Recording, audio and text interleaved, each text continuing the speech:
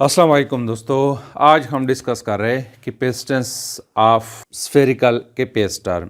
तो दोस्तों यहाँ पे सबसे पहले हम फाइंड आउट करेंगे expression of capacitance for spherical capacitor. Secondly we will show that the capacitance depends on geometry of a capacitor. And third जो है we will show that the parallel plate capacitor is better than spherical capacitor. Four जो है we will find the expression for parallel plate capacitor from the expression of spherical capacitor. और fifth जो है हम we will show that the potential at the surface is equal to V is equal to 1/4 pi epsilon naught Q divide by R. यानी हम क्या करेंगे, हम capacitance find out करेंगे फॉर स्फेरिकल कैपेसिटर। और फिर सेकंड हम ये शो करेंगे कि कैपेसिटेंस जो है डिपेंड्स कर रहे हैं कि geometry of a capacitor. Third जो है हम ये बताएंगे कि parallel plate capacitor is better than spherical capacitor. Four जो है हम एक्सप्रेशन निकालेंगे पैरेलल प्लेट कैपेसिटर की फ्रॉम द स्फेरिकल कैपेसिटर। यानी ये एक्सप्रेशन जो है हम we will derive from the expression of spherical capacitor. Four जो है हम ये शो करेंगे कि सरफेस ऑफ द कंडक्टर जो है वहाँ पे potential is equal to 1/4 pi epsilon naught Q divide by R. तो सबसे पहले हम क्या करते हैं, सबसे पहले हम कैपेसिटेंस ऑफ स्फेरिकल कैपेसिटर को हम फाइंड आउट करते हैं। तो उसके लिए जो है ये एक स्फेरिकल कैपेसिटर है जिसका प्लेट मैं कहता हूँ कि एक प्लेट ए है और एक प्लेट बी है। ये एक प्लेट ए है और ये बी है। ए जो है which is at a distance centre से यहाँ तक का जो है इसका रेडियस जो है वो है, और प्लेट बी का जो है उसका रेडियस बी है। यानी ये जो है ये एक प्लेट है और ये दूसरा प्लेट है। तो प्लेट ए जो है इट इज़ पॉजिटिवली चार्ज और प्लेट बी जो है इट इज़ नेगेटिवली चार्ज। तो दोस्तों इससे पहले जो है हम ये डिस्कस कर चुके हैं कि जब कोई कंडक्टर हो, चूँकि कैपेसिटर की जो प्लेट्स है ये कंडक्टर्स हैं, तो हम ये डिस्कस कर चुके हैं कि जब कोई कंडक्टर्स हो और उसको हम चार्ज देते हैं तो वो चार्जेस उस कंडक्टर के आउटर सरफेस पे चले जाते हैं, रिडिस्ट्रीब्यूट हो जाते हैं। तो यहाँ पे जो है ये प्लेट ए जो है यहाँ पे पॉजिटिव चार्ज जो है ये outside the surface of this, और दूसरा जो है उस पे नेगेटिव चार्ज जो है वो इनसाइड ऑफ दी स्फेयर है। चूँकि यहाँ पे पॉजिटिव चार्जेस हैं तो ड्यू टू इंडक्शन जो है यहाँ पे नेगेटिव चार्जेस इनर सरफेस पे होंगे। तो ये दो प्लेट्स हैं। तो हम क्या करते हैं दोस्तों, outside this capacitor electric field zero है। तो जब इलेक्ट्रिक फील्ड ज़ीरो है तो एनर्जी तो यहाँ पे नहीं है, पोटेंशियल भी यहाँ पे नहीं है, क्योंकि अगर हम उसको फाइंड आउट करना चाहे तो we need to draw a Gaussian surface. यहाँ पे हमें एक गॉसियन सरफेस चाहिए। तो गॉसियन सरफेस जब यहाँ पे ड्रा करेंगे तो उसके अंदर जो है नेट चार्ज जो है वो ज़ीरो है। यानी यहाँ पे पॉजिटिव चार्जेस है, यहाँ पे नेगेटिव चार्जेस है, तो दोनों जो है अमाउंट में सेम है। तो जब दोनों अमाउंट में सेम है तो net charge this Gaussian surface के अंदर जो है नेट चार्ज ज़ीरो है। और जब नेट चार्ज ज़ीरो हो, ये भी हमने बताया है कि जब नेट चार्ज ज़ीरो है तो इट मीन्स के इलेक्ट्रिक फील्ड वहाँ पे नहीं है। तो हम यहाँ पे जो है बिटवीन द प्लेट्स, यानी या ए प्लेट और बी प्लेट के दरमियान जो है हम कैपेसिटेंस या वोल्टेज पोटेंशियल को हम फाइंड आउट करेंगे। तो इलेक्ट्रिक फील्ड जो है वो इस प्लेट ए और बी के दरमियान ही है। तो इसके लिए हम क्या करते हैं, हम यहाँ पे जो है एक पॉइंट कंसीडर करते हैं। ये पॉइंट कंसीडर कर रहे हैं which is at a distance R from this centre, और यहाँ पे हम एक गॉसियन सरफेस जो है हम ड्रा करते हैं। ये एक गॉसियन सरफेस है। तो हम फिर गॉस लॉ यहाँ पे यूज़ करेंगे। तो गॉस लॉ जो है जब हम यूज़ करेंगे तो इलेक्ट्रिक फ्लक्स जो है यहाँ पे electric flux will be equal to according to Gauss law it is equal to E dot D A is equal to Q और एप्सिलॉन नॉट के बराबर है। यहाँ पे दोस्तों इलेक्ट्रिक फील्ड की डायरेक्शन जो है वो ये है, ये इलेक्ट्रिक फील्ड की डायरेक्शन है। तो this is equal to this. अब हम इसको यूँ लिखते हैं कि इसके दरमियान यहाँ पे अगर हम देख लें एरिया की डायरेक्शन और इलेक्ट्रिक फील्ड की डायरेक्शन, ये इलेक्ट्रिक फील्ड है और इस सरफेस एरिया की डायरेक्शन दोनों क्या है, पैरेलल टू ईच अदर है। जब पैरेलल है तो इसके दरमियान एंगल क्या है, वो ज़ीरो है। तो इसको हम यूँ लिख सकते हैं कि electric flux E D A cos theta, तो थीटा जो है वो 0 है। So this is equal to Q R epsilon naught के बराबर है।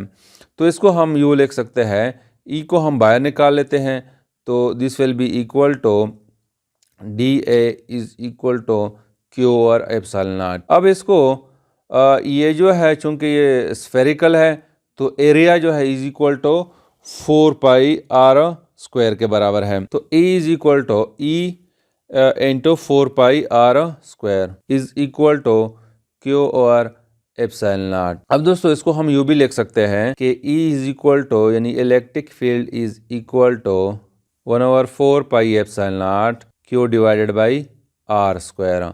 So this is the electric field between the plates of a spherical capacitor। ये इलेक्ट्रिक फील्ड है, यहाँ पे जो हमने एक गॉसियन सरफेस ड्रा की है और यहाँ पे इलेक्ट्रिक फील्ड जो है वो हम इस इक्वेशन के थ्रू फाइंड आउट कर सकते हैं।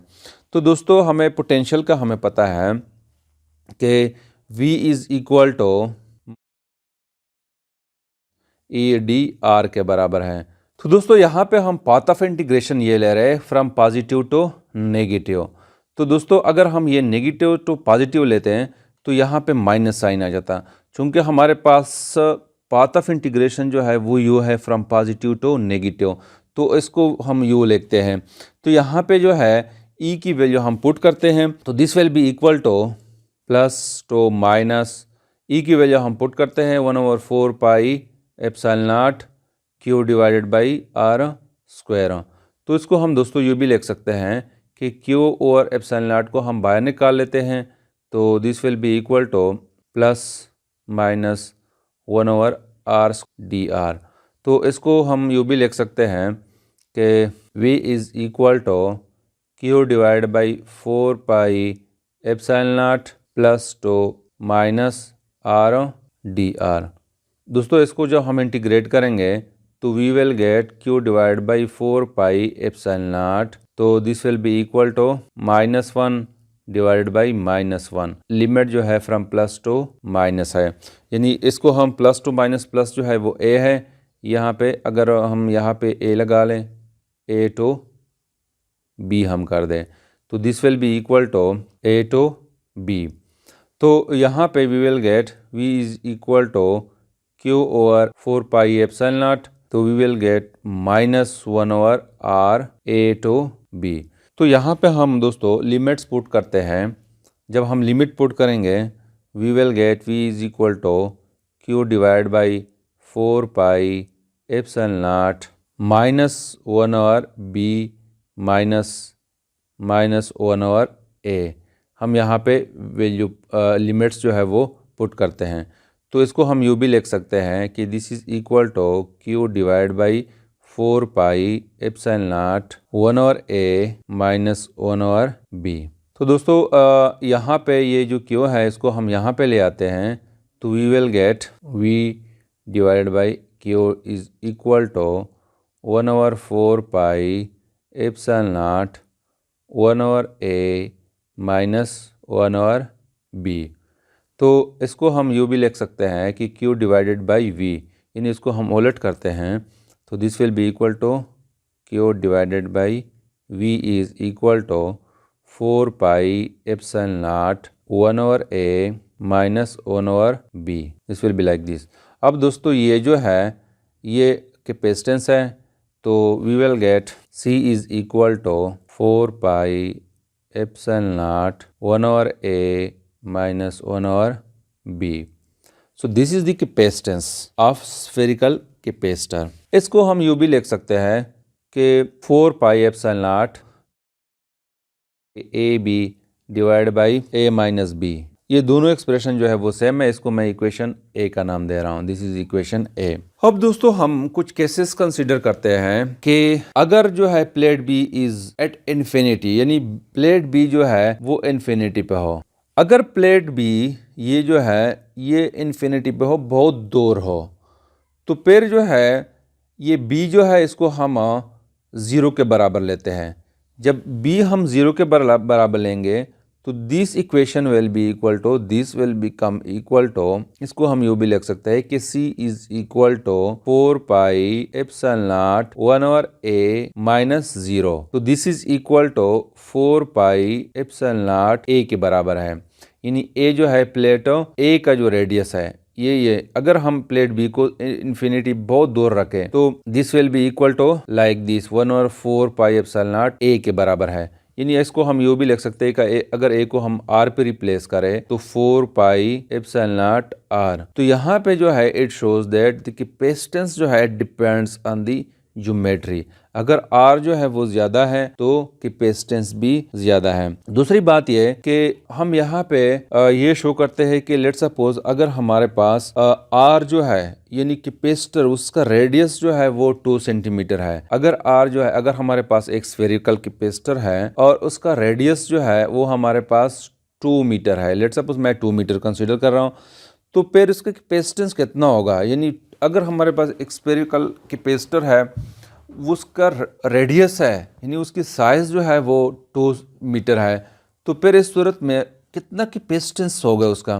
तो this will be equal to, हम सिंपली जो है 4 पाई आर की वैल्यू जो है अगर हम पुट करें 4 पाई एप्सिलॉन नॉट आर, तो ये इक्वेशन जब हम यूज करेंगे तो 4 पाई एप्सिलॉन नॉट हमें पता है कि 1/4 pi epsilon naught is equal to 9 into 10 to power 9 के बराबर है। तो 4 pi will be equal, 4 pi epsilon naught will be equal to 1/9 into 10 to power 9 के बराबर है।